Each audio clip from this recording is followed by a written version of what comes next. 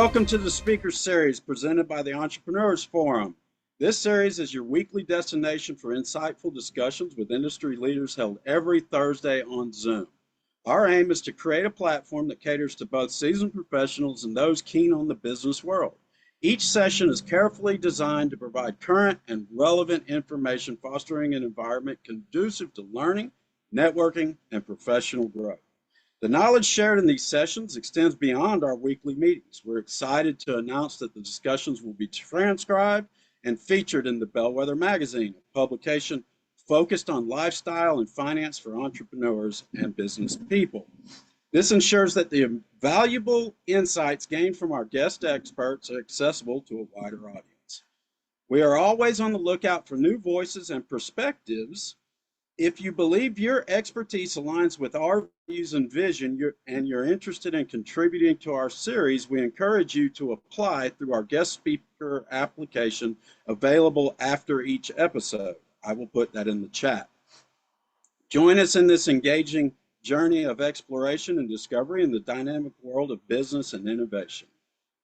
We're delighted to introduce our diverse podcast lineup, offering 4 distinct weekly episodes, each tailored to bring fresh perspectives in their fields.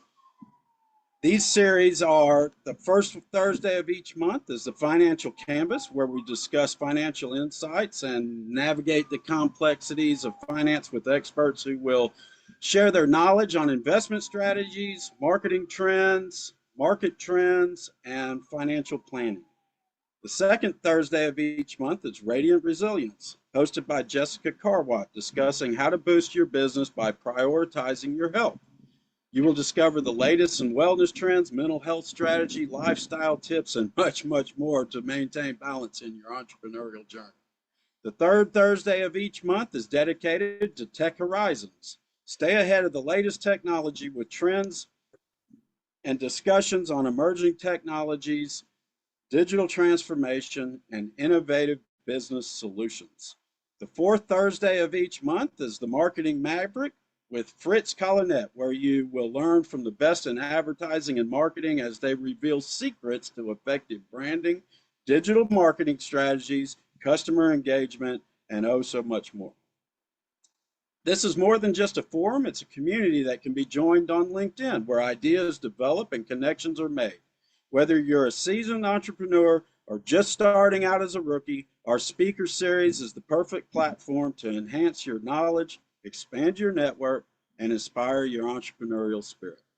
Each week, these podcasts offer a blend of expertise and practical advice, making them a must-listen for professionals and enthusiasts alike. We invite you to join us every Thursday on Zoom in this enlightening journey through finance, health, technology, and marketing. Tune in to gain new insights and propel your professional growth. Welcome to our exclusive webinar series featuring Fritz Colinet, the Marketing Maverick. Fritz is an exemplar of creativity and innovation in branding and marketing. Fritz has over 25 years experience and an impressive educational background from Pratt Institute and real life. Fritz is the visionary behind Retina Media, renowned for his ability to transform ideas into visual spectacles. He has worked with illustrious brands and notable government projects. So join us with Fritz and his amazing guests, Sheila Jones from Whicked Results, and take it away, Fritz. Thank you, Michael. I appreciate it very, very much. You know, Marketing Maverick is really special to me because we bring in entrepreneurs, business leaders, folks who are shaking up the industry, folks who really understand how to take your business and scale it, right? It's my pleasure to have Sheila Jones here with us. You know, she's been in the food business for a number of years. She's a chef, she's an author, she's a leader within multiple companies. You know, she's worked with Nestle, Campbell Soup, Walmart, Advanced Food Products. You know, so as an executive leader, she was responsible to help build billion-dollar brands and help them run and systematize their operations. You know, so she's worked with more than 18,000 people, helping to discover their passion, her new venture of leadership in that role. So more than 18,000 people. She has her own company called Whicked Results, which is one of the most amazing names I've ever heard. Yeah. And I love it. Maybe because I'm from the Northeast. I don't know, but she's not only a coach, a speaker, she trains individuals, helps company grow, and she's on a mission to inspire 1 million people to reach their fullest potential. We're going to learn how. She's going to take us to the next level. How you doing, Sheila? I am great. It's an amazing day. It's beautiful weather here in Lancaster, Pennsylvania. So I'm thrilled to see the sun shining. Awesome. Oh, I love it. I love it. So I know we don't have a lot of time. We have about 45 minutes, an hour. So let's just get right to the questions, right? And I have quite a few questions I would ask you. So, can you share with us, the pivotal moment in your career that was the turning point to shape your path from becoming a chef to becoming an executive leader of one of the major companies that you worked for? Yeah. So I grew up, my first job in the restaurant business was making pizzas at a local pizza shop. And I was so unskilled that they only let me put the sauce on the dough. Like that was it, right? They were like, no pepperonis for you, girl. You need to just stay in the sauce land. So bottom line is, over time in the restaurant business, my career grew. And I ended up working for this amazing restaurant called Northwoods in West Annapolis, Maryland. And in that particular space was probably the best food that I'd ever had the chance to create and develop. French continental restaurant, white tablecloth restaurant. And in that space, I grew as a chef and I grew as a person. Just incredible growth for me. And one day I was sort of walking through the grocery store and I stumbled down the condiment line, down into the grocery store. And I'm thinking, wow, I wonder if I could actually make a condiment. Like I was a saucier by training, right? So I made sauces all the time. And so I started thinking like, man, I could do this, right? Like I could do this. I could see this in the grocery store, my own product. So I started pursuing it. And then I realized you needed a lot of education to be able to do that, or you needed to be able to give one of your recipes away to somebody else who could do it. So I started really thinking about what I wanted to do in the restaurant business and ultimately for my career. So I ran into this amazing counselor at University of Maryland. His name was Dr. Schlemme. And he said to me, you're the perfect person for our food science curriculum. And I jumped in not knowing what academic challenges I would face, right? I was a creative culinary person, and now I had to wear this scientific hat and be able to live in both sides of creativity and science. But eventually I did graduate, right? And surprisingly, I graduated with good grades. But when I graduated, I was very, very fortunate to secure a position with corporate Nestle's I worked out of New Milford, Connecticut location. And my journey began, right? So I sort of stumbled into it and then painfully went through this education. And then I fell into the best career ever. I fell into this amazing opportunity in the food business. And it has been a journey that I'm so, so thankful for. It's been awesome. The food business is near and dear to my heart. I love it. It's, it's like, it's theater on a different platform, right? Yes. So there's a lot of production, there's a lot of systemizing everything, right? So what key lessons have you learned in building a multi-billion-dollar food brand? So can you just share with us just a little bit of the tips with sure. our listeners and our watchers here? So when I left the restaurant business, I'm just gonna step into this a bit. When I left the restaurant business, I was making soup in pretty much a 5-gallon container. And when I went to work for Campbell Soup, I was making soup in a 5,000-gallon vessel. And the moment of like, oh my gosh, right? Like, this is a big stage, a big platform, a big company, and big brands. So when I started to embrace that and make myself aware of the significance and the largeness of this, I started to really understand what it took to run a billion-dollar brand. So first and foremost is you have to have amazing ideas, and you have to have amazing intersection of an idea and timing and financial ability to get it done. I've seen many brands that start, they have a great idea, but they can't get it out, right? They want to be perfect in the launch. And I keep saying to people, especially the people I see today, just go, okay? But you have to have a spirit of relentlessness. You have to lay in bed at night and just say, I am going to get this done. Like, you have to have this spirit that you will not be denied the opportunity to create something amazing. And if you waver on it, you need to quickly change your mindset so that you have this everyday positivity, everyday passion, and everyday commitment. And you just have to say, whatever problems I'm going to face, I know there's a solution. I know there's an answer. The day that you say, I can't figure this out, and you keep pulling yourself backwards from the brand opportunity, is the day that the opportunity slides away from you. You know, Sheila, so the bigger the brand, are the strategies the same for a small brand and the bigger brand? I mean, we work over here with a wide variety, but there might be some folks who are listening say, well, I don't have $1 billion company. Can I use some of these tips and strategies for, my solopreneurship or my small business? And what strategies do you believe are great for smaller businesses or medium-sized businesses, or someone just starting, right? Yeah, that's an interesting question. The advice I would say is this: begin thinking you will build a $1 billion brand. Begin thinking that.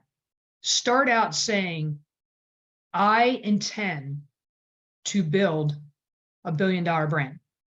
And the reason I say that is because the infrastructure, the thought processes, the steps that you take, if you limit yourself and you're just like, well, I'm just going to start, right? And I only want to achieve this much, you are limiting already your mental mindset. And so I believe that when I start something, it's going to be $1 billion. And I think of it that way because it generates energy inside of me. It generates possibility inside of me. It generates this relentlessness, and moving those steps forward is what becomes your $1 billion brand, right? Like, you start out saying, I'm going to win the Super Bowl when August comes. And then every day you're like, I'm going to win the Super Bowl. I'm going to win the Super Bowl. I'm going to win the Super Bowl. I'm going to win the Super Bowl. I'm going to build a $1 billion brand. I'm going to build a $1 billion brand. I'm going to do it. I'm going to do it. I'm going to do it. I'm going to do it. Once that momentum starts and the ball gets rolling, you're going to do it, right? It's interesting how a lot of us have these limiting beliefs, right, that hold us back. And if you just take that away, the universe and the space will provide everything that you need. All the assets are there. It's just a matter of you just going after it, right? We hold ourselves back as personal brands or business brands, even though there's challenges in front of us, right? And what you're saying is 100% correct. Like, you have to go in with that mindset of, hey, I'm going to build X, Y, Z. And every day keep reminding yourself. So subconsciously and consciously, you're really thinking about building this brand, building, this network. Because if you don't have that energy right? Like if you're not bringing the energy to the party, then the party is not happening. There is no party. There's no party, right? So, and you see that when there's people who come into a room and they say, man, this guy is he's a big personality, right? Or she's a big personality. Well, they come into the room with all this energy, and that's what's really important, because it's going to help you, what's your passion, what's your purpose, right? Yes. What's going to take you through the hard times, and it's just reminding yourself, hey, I'm set to do X, Y, Z, right? Yeah. I'm I'm gonna share something with you. yes, please. During one of my journeys in one of the food companies, I was handed a division that had never been profitable. And they handed it to me, and they were like, it was like this foreign object. They came in my office and they were like, here you go. And they're like, it's never been profitable. We don't ever expect it to be profitable. Good luck. Wow. And I thought, what? So I sat there at my desk, pondering my passion and getting myself energized. And the next day I came in and I wrote an email to all the people on our team. And I said this message: there is no brand or business that I've ever run that's gone out of business. This will not be the first business that I'm associated to that fails. Let's go. There was not a clearer message for the group. We are going to have a lot of problems. We're going to stumble. We're going to fumble. We're going to fall. But we are going to win. And a person a couple of days later pulled me in the office and they said, how can you be so positive? And I was like, because you fail when you want to fail. You succeed when you want to succeed. We will not fail. I can promise you that. I was like, get on the bus. Let's go. Right? The rocket ship is being fueled right now. So Yes. either you get on or get left behind. And Yep. that's really when you start looking at building your business or systemizing a business or creating your brand. There's going to be challenges. You're going to fall, get up. Like those are just different ways of how you shouldn't do that particular type of to achieve that goal, right? Yeah. So I'm a big proponent. Let's fall fast. Let's get up. Yes. Let's keep it moving. Yes. Right. So Yes. now I'll just share this with you. I played sports when I was younger. And I was not the best hitter. I was a great fielder, but I was not the best hitter. I struck out a lot. But every time I went to the plate was a potential for me to hit a home run. Mhm. Every single time. And I've always kept that in my mind as the possibility is always there. Right? that's great. Like the possibilities always there. Like what was it? Grain Gretzky said, you miss all the shots you don't take. Right. Right. So you have to get out there. Right. So I love when folks are in the game, because there's always spectators who will have 100 comments of why it's not working. But when you're in the game, you're like, well, I'm in the game. I'm in the business game. I'm in the entrepreneur game. I'm in this space that's making it move. You're on the sidelines. You have no idea the challenges that we're going through. Right. Exactly. So it's just interesting now when at these large, corporations and you're at the executive leadership role and you sent out this email, right?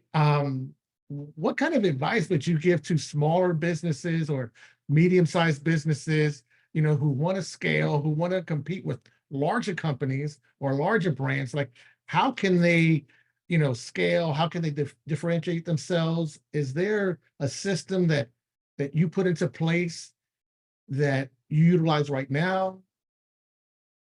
Yeah. So I think of things in lanes of possibility. That's lanes of possibility. So I think to myself, where can the business go? Like, what are the lanes that the business can go in or the products can go in? So obviously I'm from the food business. So I think it can go in retail, it can go in food service, it can go in concessions, it can go in, all these different lanes. What is the lane that's most viable fast enough for me to get into, right? Now, I think that way, but I'm not saying that is in stone. I think like, okay, if I have this product and I'm trying to sell it to a close relationship, then there's a likelihood that I'm going to make some traction. And I always will say this, you only need one. Get one. Get one locked and loaded and do a really good job with the one. Like if you, like at Walmart, when I would have people come in and they would want to bring me a line of products. Now, sometimes I needed a line because I needed to have that shelf space and representation on the shelf. But sometimes we could only take a little bit. And I would ask the person, you know, can we have 2 items or something like that? And to get that in position is a big deal in itself. I mean, it is a huge deal to lock and load with a big retailer. It is huge. To get that one and then do a really, really good job, you're going to learn about your replenishment. You're going to learn about all the fees that are connected to retail. You're going to learn about being out of stock. You're going to learn about having to come into the world's largest retailer and fight for your space on a shelf, right? If you get one and you lock and load on one and you do a really good job, you have laid the stones for your business to be as big as you want it to be. Like lock in on one and then do a great job. That's like straight from the heavens. Like just get one, make it amazing, make them want more, you know, so make them want to work with you. Yes. Which is, so you know, I'll just share that ingredient division that I got, right? That was an ingredient division. And I just kept saying to them, we only need one. If we sell one thing, can you imagine how our confidence will change? Can you imagine how we will believe in ourselves if we get that one done? And I'm telling you, the day that the tractor trailer pulled out of the parking lot with that one item on that tractor trailer truck, you would have thought we had a $1 trillion business. We were all jumping around the parking lot. I was like, I got approval from HR to set off champagne bottles. It was like, woohoo, right? And all we had was this little dinky little one, right? But it was like moving, it was like moving a mountain. And it made us believe that anything was possible, right? Like we believed in that parking lot. When that truck pulled out, we were like, let's go. We can now do 1, we can do 10, we can do 100, we can do 1,000. And wow, we ended up being profitable 18 months earlier than what was scheduled for us to be profitable. wow, that's amazing. You know, it's like energy is infectious, right? So you Yes. came to the table and it only takes a spark, right? So if you want to blaze a fire, you have to start with a spark. Yes. And you were the spark that sparked the team, that sparked, you know, everybody else from the team to the sales folks to the marketing folks, and you sparked it to become that a small fire to then a roaring fire. So that's what, you know, I say, are you the spark? Like you got to spark something in your business, Yeah. right? Yeah. And you know, it's interesting how, you know, you went from the food business to now, you know, your own company, Whicked Results, which is beautiful name of coaching and training. So tell us about that transition, you know, tell us about Whicked Results, right? And the coaching that you're doing and the training, kind of just let us have it.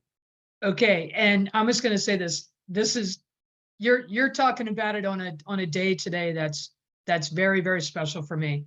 I'm having a birthday party in a couple days, and in the room is like a rewind of my entire life, right?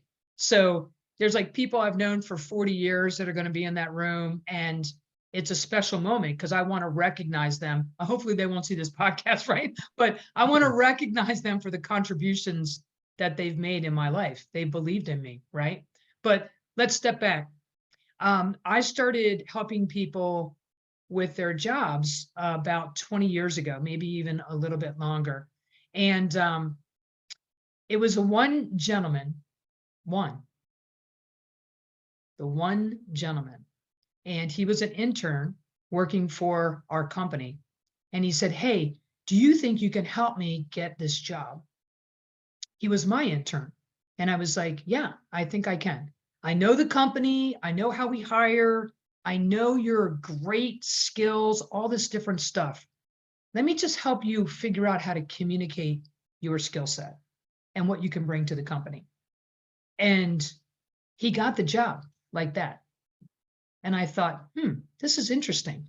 So I started to work very closely with just food people only, because I knew the business, I knew how the industry worked, and I could help them get over any kind of uncomfortable questions or insecurities they might have.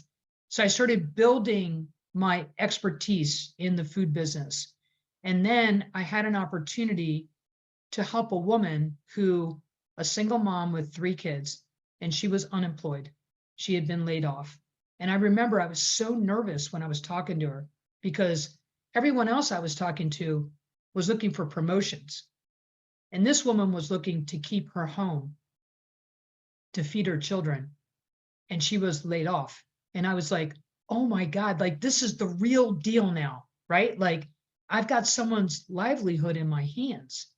And thankfully, I was able to quickly get her back into the supply chain and get her a job working in a supply chain organization where she had come from. And the passion that I felt for it, the passion to help people believe in themselves, goes back to just building those billion-dollar brands. I believe we can build a billion-dollar brand. I believe that you can be employed. I believe you're promotable. I believe that you can accomplish anything in the world. And I started like really getting into it, reading, taking a ton of training, like constantly building my skill set in this space. So then I started to bridge out and work in different fields. I know the finance side. I knew the marketing side from working in the industrial, food manufacturing and in these big companies. I knew supply chain. I knew procurement. So I stayed kind of in the wheelhouse of my fundamental business. Then I started going out further and further and further. And it has been an amazing journey. I am a certified John Maxwell coach, speaker, and trainer. I've taken many, many trainings. And now I really feel that back in 2019, I said to myself, you've been in the food business for a really long time. What do you want your legacy to be? What do you really want your legacy to be? And I was just like, I'm just going to go for it. And I had a very, very good career, and I stepped away from corporate America. I injured my foot in 2020. I almost lost my foot in a boating accident. And I was like, it is now or never for me to do this. So I just stepped out in 2022 and formally launched the company. And when you find people who don't believe in themselves and they have taken a kick in the shins, whatever that looks like, and you can help them believe in themselves, inspire them to do something amazing, it is an incredible feeling. And I am very, very fortunate to be in this space. I've learned so much from the people I've worked with. I'm so thankful that they share their details of their lives and challenges with me. And then we reprogram them, right? Reprogram them, like reformulating something, reprogramming it, and then getting it back out into the world. Rebranding, right? So we Right. call it rebranding, right? So Right. rebranding, reformulating, restructuring, right? Yes. So now with all your clients, what are some of the common challenges of, whether it's that they may have with either themselves or their business or scale? Like, what are some of the common challenges that they have, and how did you solve that? So I Or think that the help them? biggest challenge I see is that most individuals they cannot see the elasticity of their skill set. So it's interesting. I am a product developer by education by trade, by decades of being in the business. So I see the potential for where all of my products could go. And it's interesting that I apply exactly the same mindset. When I hear of a skill set, I say, where can this be applied? How can this be applied? I'm going to give you an example. I'm currently working with a young student right now, and she is amazing. And she just said very humbly, I play the clarinet, and I've been playing it for my university for a while. And I said, let's think about that for a second. How many people are in the stands? How many games have you played?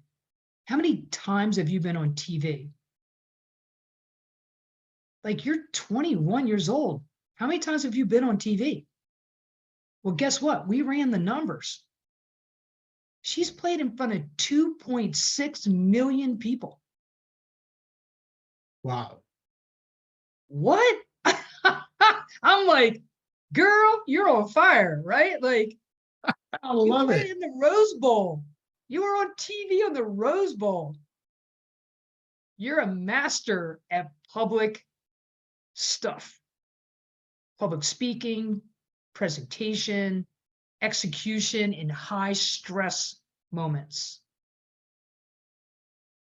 Let's talk about where you can use that skill set. So I look for the little things that people just drive by, right? I'm looking for the little thing. I spend a lot of time talking to the person. Tell me about your life. Tell me about your career. Tell me about this thing. They just gloss right over it, right? They gloss over it because it's one of a million things for them. And for me, I'm looking for the amazing thing that I can nurture and grow with that individual.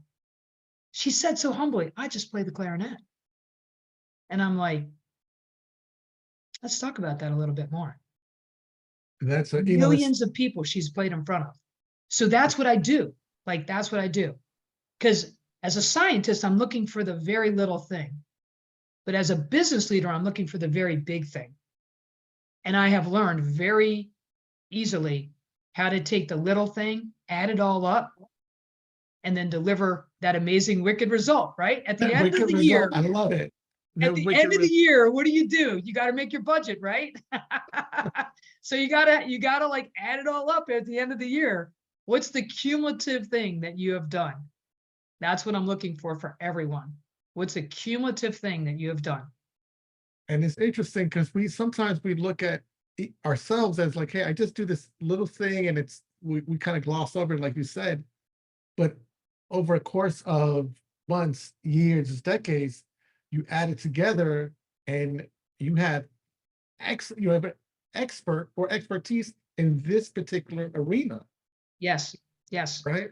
Yes. And that's something from a brand and marketing perspective that you can highlight, right? Yes. Even in your resume, or when you're talking about yourself, your elevator pitch, right? So if you were to say, if she said, hey, I've been able to play in front of over 2 million, viewers, that's a conversation. It's a big conversation. That someone wants to know more about, like, oh, where have you played? I've played here, here, here. So now you've introduced, in an indirect way what you do, but now they're asking, they're giving you permission to give them more. And that's what's really important when you're having this dialogue with people that you just meet. And it's like, hey, I need them to give me permission to ask more. So how I'm going to tee it up. Yes. Yes. So I'll just share another very interesting. Please do. Client that I had, right? Okay. So I have done a lot of veterans work, a lot of veteran. I believe in supporting the veterans, and I'm an American Corporate Partners mentor today. My family was in the military. I live near the Naval Academy. Like, it's in me. It's like blood that goes through me. And I had a client, and I was talking to him on the phone, and I was like, so what'd you do in the military? He goes, it's top secret. I was like, well, sooner or later, you're going to have to tell me, right? Because I got to help you get a job, right? Like, it's top secret. but it can't be secret forever, right? So I said to him, so what'd you do? And he goes, I was a sniper. And I was like, let's see. So my mind went right away like, oh my God, like I'm meeting a sniper like that. Like this is a big deal. And in my mind, I thought, okay, so you shot at people, right? Like, what am I supposed to do with that, right? Like, okay, going to corporate America, my job, I shoot people. Like, what am I going to do with that, right? So I started unwinding it. The amount of training he had to have, the amount of just incredible focus, the patience that he had to have, the determination, the just like inside of him was something very unique, very, very unique. Like I could not lay in the desert dressed like a cactus for days waiting for somebody to come by that I had to take some action on. But this guy could. And what does that skill set mean in corporate America?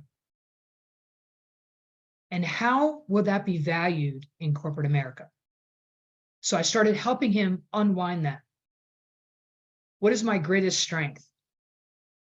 Do you know how much training he had to have? Do you know how committed he had to be? Do you know how much determination he needed to have? Alone, dressed like a cactus? I mean, my gosh, right? Confidence, courage, fearlessness, patriotism, all these things. And I was like, this guy's a gem for a company. So he had a BS degree in marketing, and I ended up helping him get connected to a medical company. And he took over as one of the junior marketing guys. The relentlessness, the pursuit, the determination, his character alone is enough to help a company move forward. And that is just absolutely how I do it every single time. I unwind that amazing skill set that the person overlooks about themselves. And when it sounds like, when you're building that personal brand and helping someone unpack or unwind what makes them uniquely different from everybody else, what makes, what's their genius, right? Yeah. And, yeah. I know that you're on a mission to inspire 1 million people, so let us know, what do you want to inspire 1 million people to do what? Like, let's kind of talk about that, because, we're segueing into the inspiration of 1 million people. What do you want to inspire them to do? Let's kind of get into that, because I'm excited about learning more about that. I'm gonna say something here that I hope inspires people, right? Like, if you look at an ocean, it's endless, it's huge, it's big. You can't see the other side, right? You can't.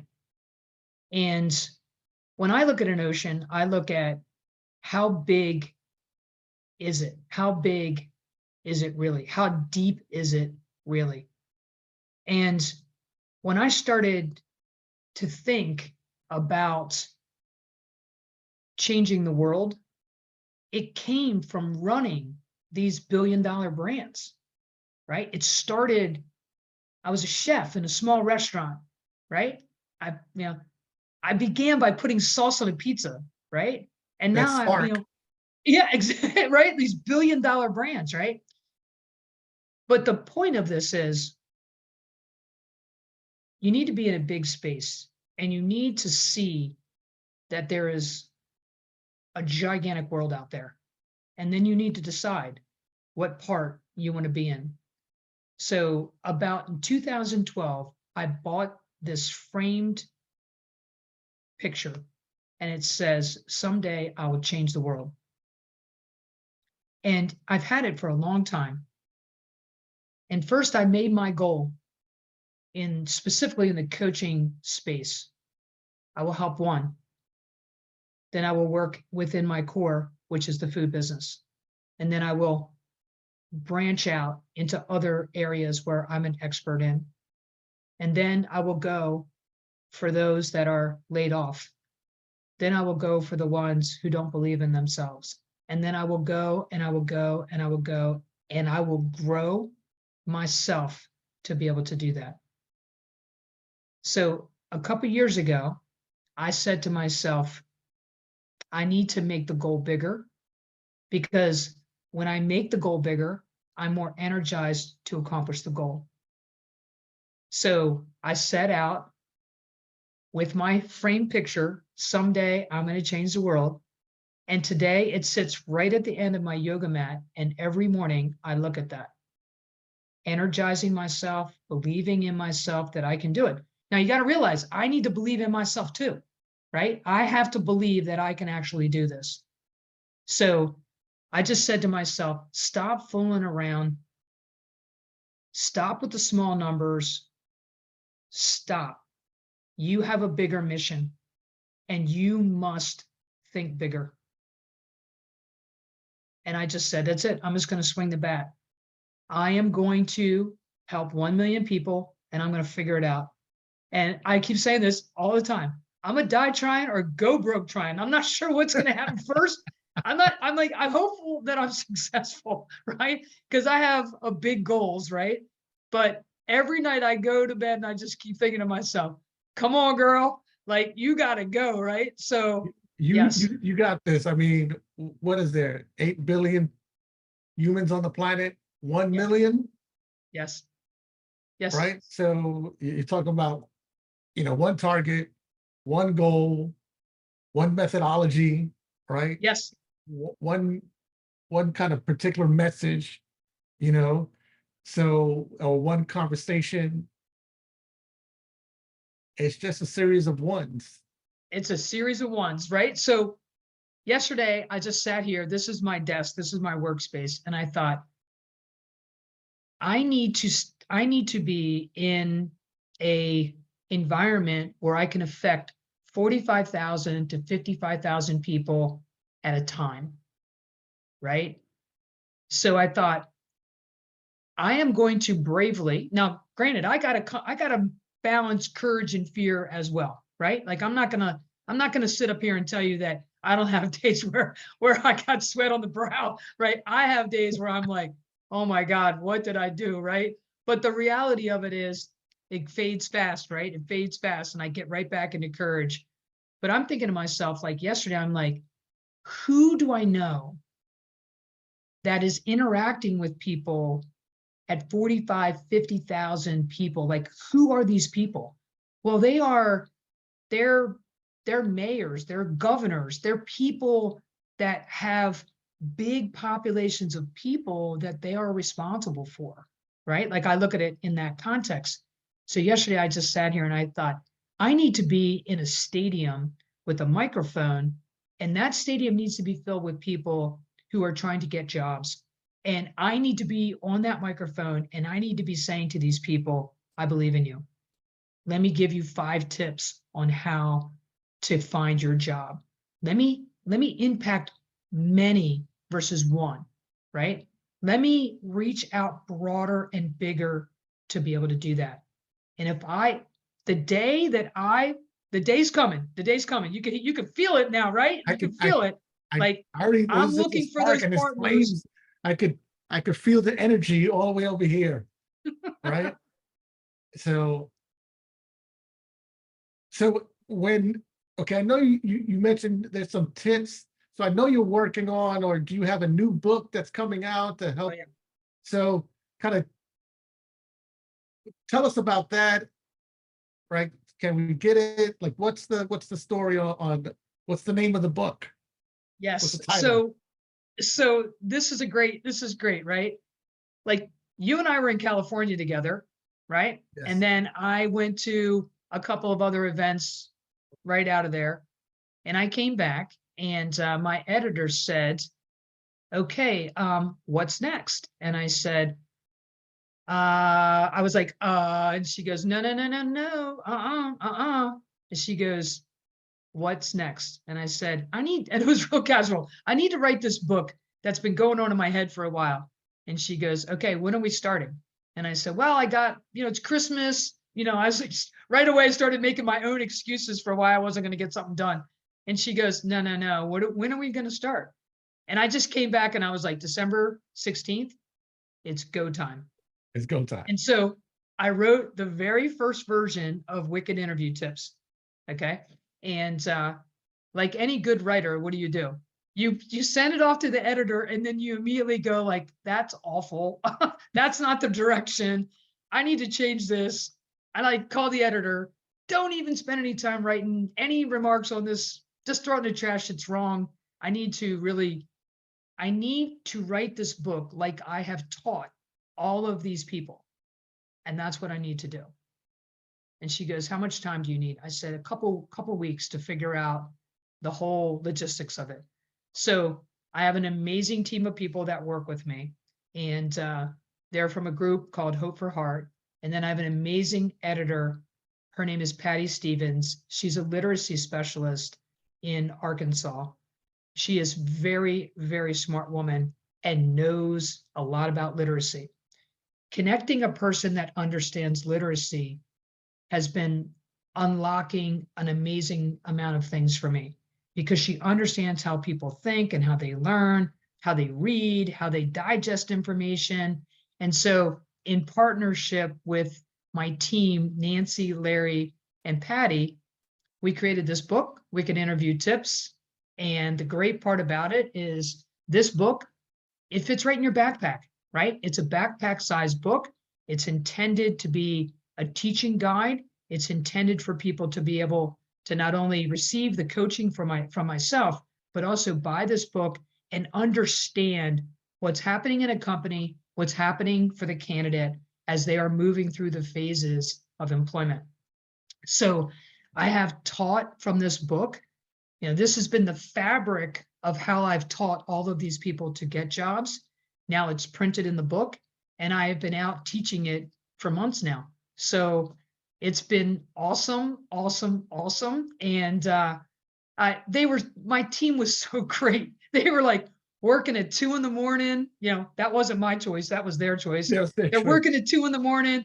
They're working at night. They're like, let's just get this thing done. And that's when all the juices are flowing, when everyone's yes. asleep. That's when all, the creativity happens. That's when the magic happens, right? Yes, yes, yes. And there's a lot of balancing that you're going on. There's a lot of things that you're doing, from the coaching, training, author, speaker. Like, how do you, organize that? Like, how do you make sure that you're on task and on go? How do you manage all that time, right? I would say that I was extremely fortunate in corporate America to be able to navigate with multiple demands, right? So I run my business like I ran every business I've been in. What are the lanes? What are the lanes? So when I was running food service, or I was responsible for food service or CPG or concessions, I look at it the same way. What's happening on the lanes of business and how do I navigate in those lanes? So obviously there's some different hats that I'm wearing when I'm doing certain things, but I run it just like I've been running my own.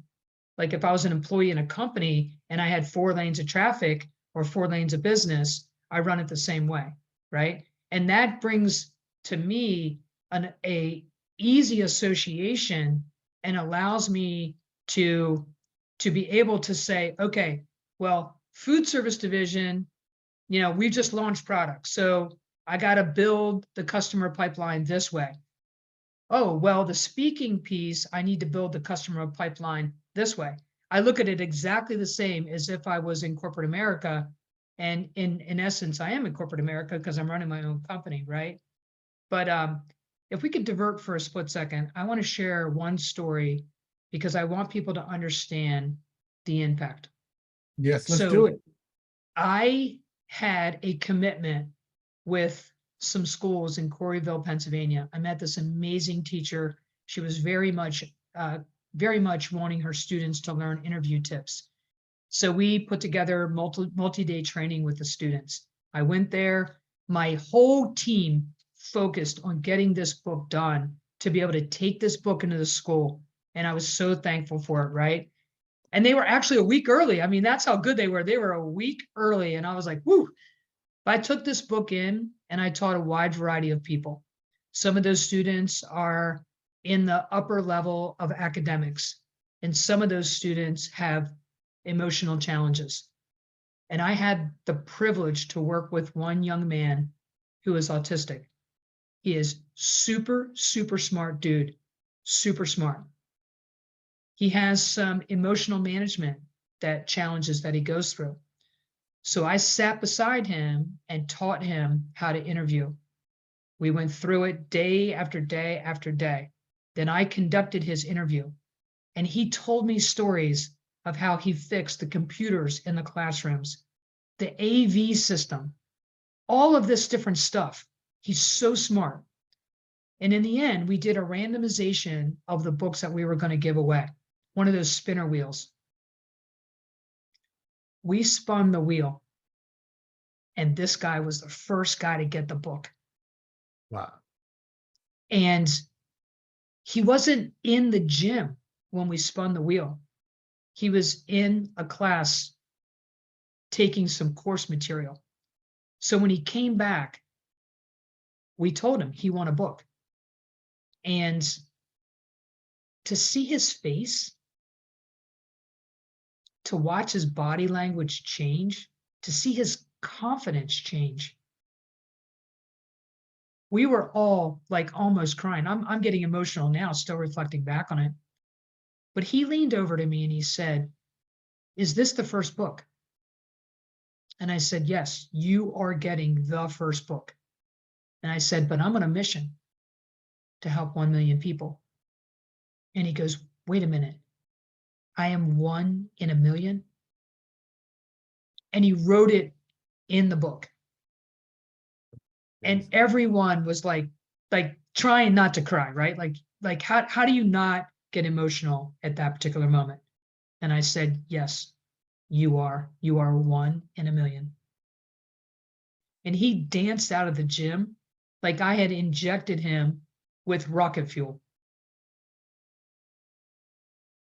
I just went back this week and caught up with some of the students who I taught in March, and many got jobs in the summer.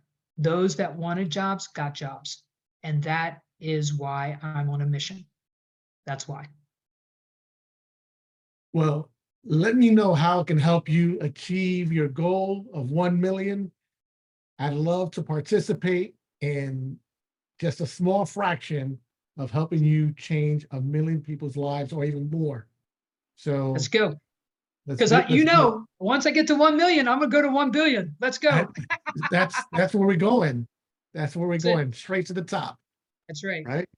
That's right. Straight to the top. Oh, So man.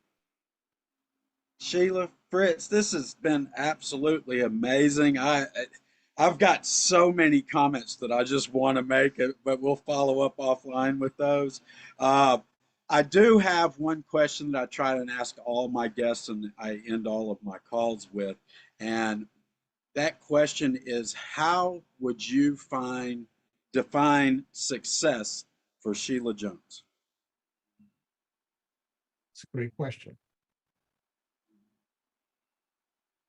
I don't want anything. I don't want for anything.